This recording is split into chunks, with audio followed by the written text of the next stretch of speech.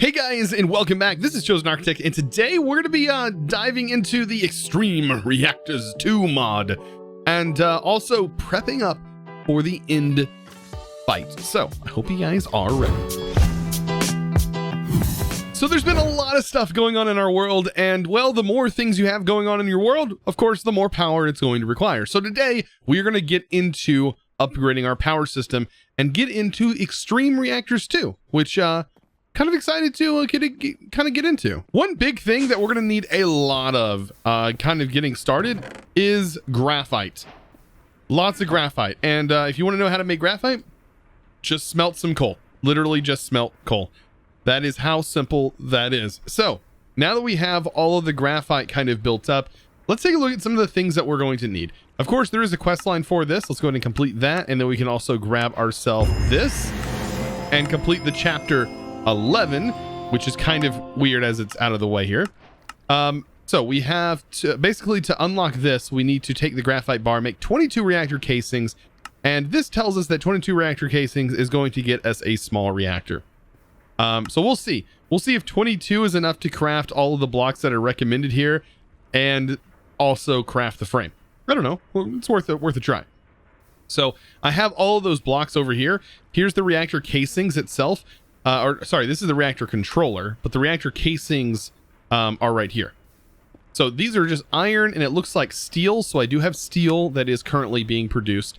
Let's just pull this out. Let's see if 22 is actually the right number, or that's just like the number that we would need outside of making all these other machine blocks.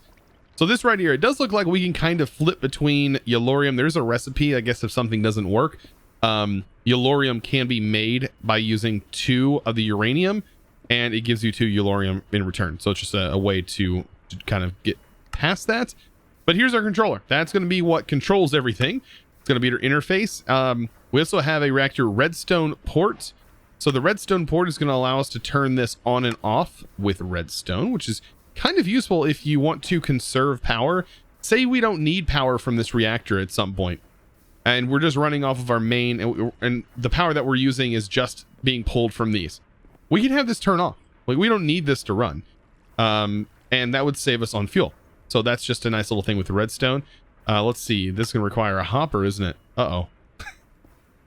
Actually, I think we're going to need 2 of these access ports. We need 1 for input and then 1 for the output of what this generates. So I'm thinking I'm going to make 2 of these. That should probably be that's probably a good idea. So let's make 2. That's why I said I don't know if the I don't think the reactor casings is just enough for everything. All right, and then last but not least, we need a reactor fuel rod, and we're also going to need, let's see, a reactor fuel rod, and we're also going to need a reactor control rod. And then we also need some way to get power from this. So this as well. I feel like we're missing something though. As you can see, yeah, we definitely need more reactor casings. 100% need more. I almost forgot to mention the lantern that I ended up getting as a reward. They're actually really nice. So make the Feral Flare lantern if you get the chance, because they will light your base up, but just be careful with them because they kind of place invisible lights like all over the place. And there is a way to get rid of those invisible lights, but they are kind of a pain if they spread out in weird ways. So yeah, honestly, placing like one of these in the middle of your base would like light up all kinds of stuff. But the things you don't want them to light up is things like mob farms. So it can completely destroy your mob farm and make it light inside, which would kind of be a pain. So yeah, sometimes, I mean, if there's not a mob farm near it, like definitely use them. So I now have all the stuff sort of made up. Also, there's a book now, which, props. Props. I think I had mentioned making the book for this like a while ago, and finally, after this mod is updated, it now has a book. It's super nice. A lot of this mod has completely changed, which is, you know, pretty cool. So let's take a look here. So Extreme Reactors, we have the reactor controller, we have the reactor base, like the actual casing, which they all say basic, which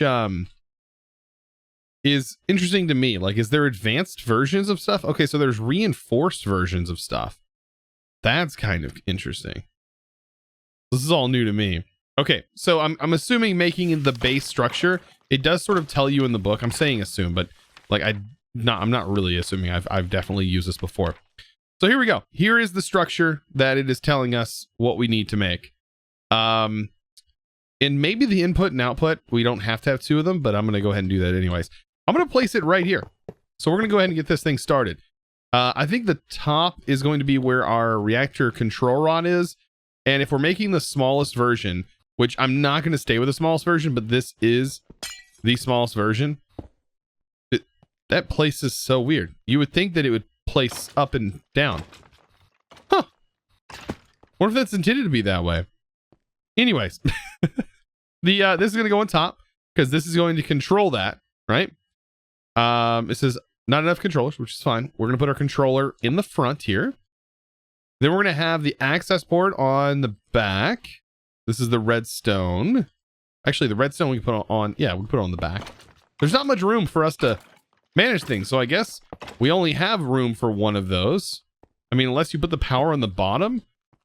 And honestly, do we really need a redstone port? I mean, not right now. I would prefer to have the power over the redstone. Later on, we'll use the redstone, but as of right now, I don't think it's needed. And then we'll just fill this in.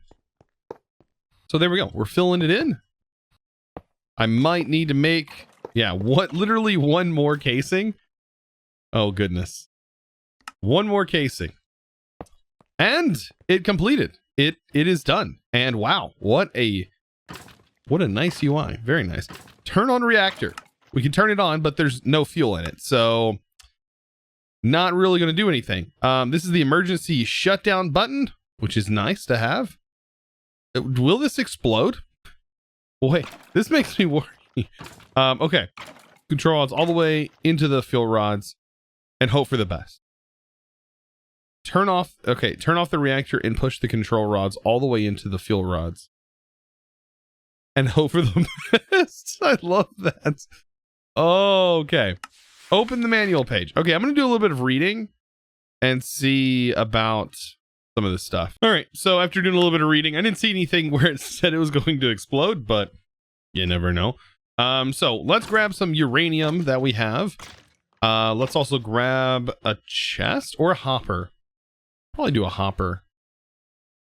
Right, for right now. Just to get these pushed in. We'll eventually probably use pipes. Let's go ahead and set this up. Okay, so we have both of these sides set up here. As you can see, this is why I wanted two. One's going to be an inlet and one's going to be an outlet. Right there. And I believe we just put chests directly on it. Like, this is not going to work like this, but this, I believe, will automatically, you can see that it actually changed colors. Will this automatically pull? No. Okay, that's what I thought. But I believe it will automatically eject. Well, if you throw that there, and then we put this in here, now we should start seeing our fuel fill up. And then we can turn it on and see how much power we're going to start to generate. So with this small setup, it's not horrible. We are generating, I mean, this is honestly the worst. It's the cheapest way to build this thing, but it is honestly the worst as far as power goes. And it already generates more than one of these windmills. Well, actually, no. I don't think it does generate more than a windmill. The windmill generates quite a lot of power, actually. Huh. But I do know that as we expand this thing, which I am going to do, I am going to make this a little bit bigger and also put stuff inside. As we expand this, things are going to get a lot bigger or a lot more powerful. So let's make this thing a little bit bigger. So as I'm upgrading this, I just wanted to like make this clear. Like this mod, even though it's in 1.16, is completely different from the bigger reactor mod. They're two ports of big reactors. I guess big reactors is a continuation. But this is definitely a port mod of bigger reactors. So yeah. Interesting that I'm getting to use both of these mods, even though they're both technically like the same thing. Just very interesting, but super confusing at the same time, as I have no idea what I should be putting inside these machines. For coolant. As you can see, I'm making a 5x5 over here. I think I'm going to do a control rod setup inside if I have at least enough to do this. I need, let's see, 1, 2, 3, 4, 5, 6, 7, 8, 9, 10, 11, 12. I need 12 fuel rods, or at least 11. And yeah, that's going to require some iron. I am still working on producing more iron because I am running a bit low just because I haven't been processing any of it. But it is definitely in the works. Yeah, there we go. There's that precious iron that I'm needing. So let me get this straight. Like, let me understand this. I was looking underneath the coolant systems here. And it basically says extreme reactors, extreme reactors register by default water as a valid coolant and steam as its resulting vapor. It says other mods or mod packs can add their own fluids or modify / remove the default ones. Problem is, I don't have a list of those anywhere. I even looked and was looking to see if there was maybe something in Cube.js that was a script that was modifying it or adding or changing anything. No, nothing. So is water actually going to be the best thing? And does it have to be piped in, or can there be active cooling? Because I was looking at passive and active parts. Active parts always leaving the opportunity to extract items, fluids, blah, blah, blah. Yeah, I mean, like, I don't know. I don't know. There is documentation, but like, man, I'm still maybe misunderstanding. We're still going to try and get as much power out of this as possible, but oh man, I thought I was going into this with some knowledge, but I feel incredibly dumbfounded now. So I guess all we can do is just like manually test everything. Like we just basically, yeah, we're gonna have to manually test this and see what comes of it. That's all I can say. And hopefully we can see some different variants of power and outputs of things. So that's what I'm gonna do. I'm gonna go ahead and align this like this. That way we can fill this area with the coolant blocks, or even if it accepts any coolant blocks. Like I said, I don't know if it will. I don't know how any of that is going to work. I just realized I need more of these. Oh, I went to do the outside area, but I definitely want to fill the inside as well. I'm gonna need what? 1, 2, 3 more blocks. 3 more of these. Perfect. Okay. And then we're going to throw these on. We're going to do a basic test where we just test this without anything in it at all. We're going to give it fuel. So a hopper and uranium. So yeah, we're going to give it some fuel. We're going to see what this is going to do. Of course, that's going to take a little bit of time to fill up. There's a lot of space in there for fuel. And then see what the power does. Okay, so it's kind of full. It's not like fully full, which is weird. It's taking the stuff. Also, I noticed like uranium blocks. Like this is kind of weird. This may be weird. It is at 90% here. If I put uranium blocks in here, it just eats them. Oh no, it's storing them. Weird. I thought it was eating them. Oh no, it's just storing them. It just stores them in that slot. Okay, I didn't know there was actually like a slot there. Okay, now it's basically full. So let's turn this on and let's see how much power this generates. I was assuming that it was going to be pretty hot. It's actually not horrible, but it is generating 2.8 thousand. 2.8. We're looking at 1,000 on the core heat, but the casing's not horrible. 2.89 thousand RF per tick from that. Now let's see if we can maybe cool it down, and if any blocks affect it if we put them here. I don't know if it will. That's the weird thing. Like I have no idea. Can we test water? Well, actually, you know what? It said water needed to be pumped into here. It didn't say anything about there being like any blocks. What if we put uranium blocks in there? Yeah, that's probably not going to do anything at all, I bet. I don't know why I keep placing. It's just like that. There we go. I doubt that's going to do anything. That would be funny though. Like it's funny using. Let's go ahead and use uranium as a coolant. Yeah, it's probably not going to do anything. Will it even work? No. So it doesn't accept anything inside there. Weird. So we technically could just like fill this entire thing up with control rods to get to max it out. Like, honestly. So yeah, just leaving this like that. That's probably the best way to go about it. Until we get to like turning this and using this to power a turbine, which I mean, I guess is what this is supposed to be all about. Now we're kind of getting ourselves into some different area, right? We need to move forward. I honestly want to start working towards this infinity range booster. That's kind of why I made this up here. And of course, I'm going to have to make it a little bit larger in order to get the power that I really want out of this in order to be able to run this card. Some of you guys have mentioned it like costs like something like 4,000 RF per tick or something like that. Of course, I can always make more windmills. Like that's no problem at all. I want this to kind of be able to run it and keep it up and running. Honestly, I don't know how much this costs, but it is kind of expensive to make as we need nether stars. However, we can honestly automate the wither, or we can trap them inside of a mob cage. Like that's a thing we can do as well. Like we can straight up get the DNA from it and trap it. However, I don't think my gear is good enough to be fighting a wither. But I don't know if I have to fight a wither. Let's take a look at the mob crusher. And I believe this can easily kill the wither with no problem. Especially if you put a big enough range upgrade on it.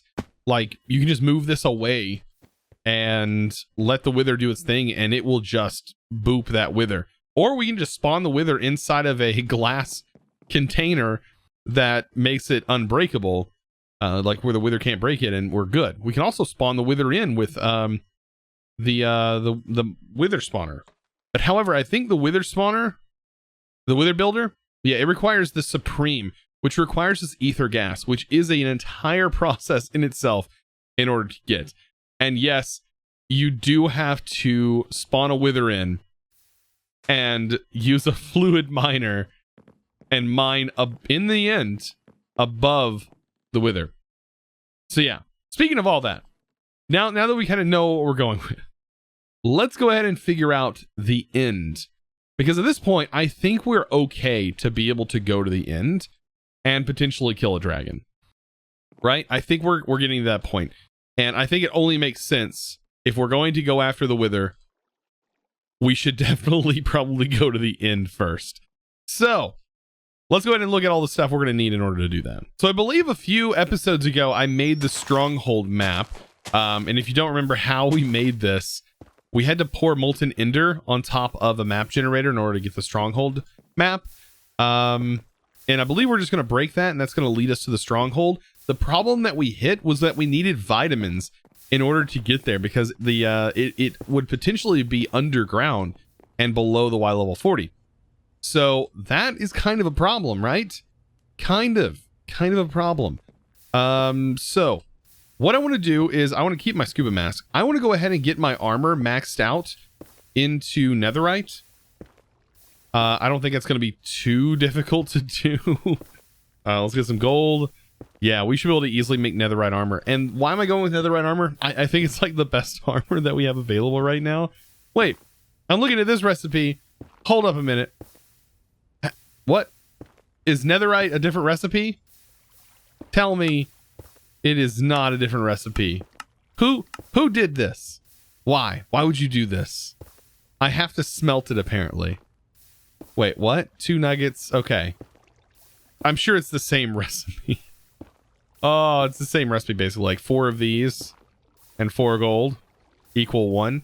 Okay, but we're gonna have to cast it out as an ingot cast. So, man, the forcing this. Blah, blah, blah. Yeah. Anyways, that's the thing. So let's go ahead and pull all this out. Get this ready to cast out some stuffs, because that's what we're looking at basically. We're looking at doing this. By the way, I got this back up and automating. It was weird. I guess that this, because I had changed this or broken a block here, I had to replace this back on here. And I also separated the recipe so it's a little bit smoother. That way 5 at a time, because it does produce 20 at a time, it was getting stuck because it was doing 6. And since this was only producing 20, it was kind of being stuck. And then I went ahead and just have it automatically pulling out overworld matter, compacting that, and then now it's sieving the compacted stuff. That's kind of what I'm going with over here. If you were wondering, maybe yours wasn't working, I found a solution. Okay, enough of that. Man, we are totally getting distracted here. So netherite scrap. We're gonna have to divide this up. I need enough for all of my armor. And I would say a sword, but is netherite good? I mean, I guess netherite is actually something you can use to upgrade your sword and give it more damage. I need to look up and see, maybe somebody already has like what is a good cleaver for the new tinkers.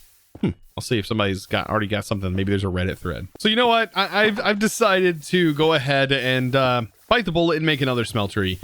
I have to have another one. It is such a pain to swap tanks and stuff because as soon as I break this multi-block, the pipes disconnect from everything and I have to reset everything, including the crafter. Everything has to be replaced on here. Otherwise it doesn't like recognize the block as a block, which is kind of frustrating. So what I've done is I've just decided to go ahead and create this.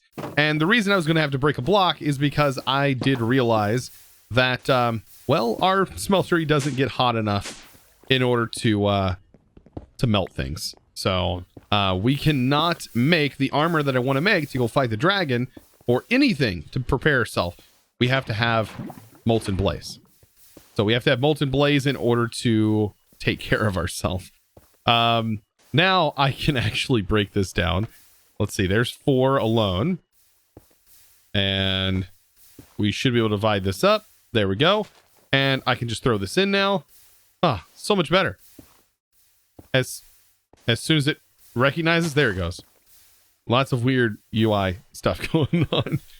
And it breaks it down. Perfect. Okay. Lever. And we're good to go. Because I just need to cast this stuff out. I'm guessing this doubles it. So I went ahead and put more in because we have 4 netherite and it still left 8 gold. For some reason. So I guess it doubles the netherite scrap by doing this. Which I guess is, I mean, it's a good thing. It's going to give us more netherite from this. I can't complain about. So let's go ahead and talk about enchanting because we got to do that as well. All we can do is we can make a drain. I don't know how effective this is going to be. Let's actually, it's let's see, mob imprisonment tool. It's the XP tap. So we can make an XP tap, toss that here, stand here, and gain ourselves a few levels, right? So we need to take this with us and preferably place it somewhere near our enchanting table. That's going to make it a little bit easier for us to just gain levels. Let's go ahead and place that. There we go. So we can start to now enchant some of our armor and we can get it all enchanted up. It's not a big deal beforehand. I don't know. Should I use books first? Like regular protection? I think we're going to be doing a lot of enchanting here. So yeah, I mean, I'm over here enchanting some boots and I mean, I can't complain about this one. Protection 4, Depth Strider 3, Shadow Step. Shadow Step's really nice as mobs like that would attack you, like they won't really see you, like they don't know you're there, which is pretty crazy. Yeah, I like those boots. I was combining like different gear, but like, whoo, that's actually some good enchants right there. I'm not going to complain. So I am getting, I mean, I have a nice helmet here. The weird thing is like, I'm just trying to get lucky with enchants. Like right here, I will take that. I'll go ahead and enchant the other pair of pants to see if there's like any other enchants that I can potentially get on here. Like, yeah, those pants are pretty much garbage. I want a full set of proc. But my armor, however, I can't because of my jetpack. Apparently this can receive upgrades though. So let's see, books. There is a way to strip enchants off of books. One is through Industrial Foregoing, and the other one is going to be using the Coral Tombstone. Let's see. I just don't know. Let's see. Enchanting. If there's any other way. Like this book requires you to have a tombstone set down, which I mean is not super hard to do. And then I think there's another way using the pedestals mod, but for right now, I'm going to try and enchant a book and hopefully get some protection on it, like regular, like proc 4. and get that on, and at least try to put that on this jetpack. So after quite a while of grinding enchants, I hope this at least lets me apply this, please. Oh man. Man, I was hoping it'd be able to at least provide some sort of protection on there. Oh, I just grinded all that for nothing. Oh, what a bummer. Well, if anything, at least now we have ourselves a smithing table and we can go ahead and upgrade at least our base armor here. Goodness. To the good stuff. We'll have the good stuff. We have some netherite gear on, and man, do we now look snazzy. However, we're still not like fully protected because this only provides like 3 protection.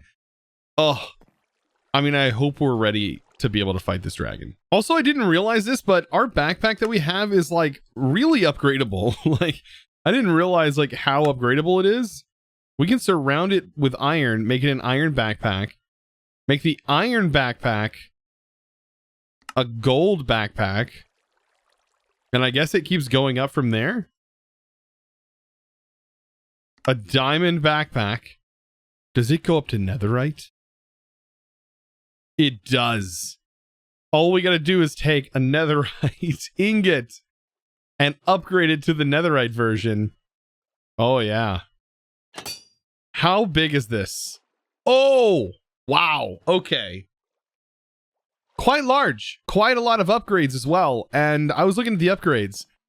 I think we can totally like get a magnet this way. The backpacks mod definitely has a slot for more than just a crafting table. So yeah, it has the ability to even feed you. I was looking at this. If you put food in there, it'll auto feed you from that. But also there is a magnet upgrade, and like these upgrades are pretty cheap to make. Like we just need what, a sticky piston, like to make this. Oh yeah, we have a lot to learn. I didn't realize like how powerful this backpack mod is, but this mod is like pretty sick, especially since we're not gonna be able to carry really anything in the end. So I'm basically just prepping everything up and preparing ourselves for this. So that's probably, the food one's probably a good idea as well. Everlasting upgrade. The backpack becomes indestructible and it can't despawn or fall in the void. That's probably useful. Stone cutter. Ooh, it adds a stone cutting tab. What? A tool swapper automatically swaps items in hand for the one effective on the block. What? Yes, a jute box upgrade. Restock upgrade. Oh, that's kind of cool. Okay. Okay, this backpack. All right, I get it. Interesting. So with all this done, let's go ahead and place this down and break this. Map to the stronghold.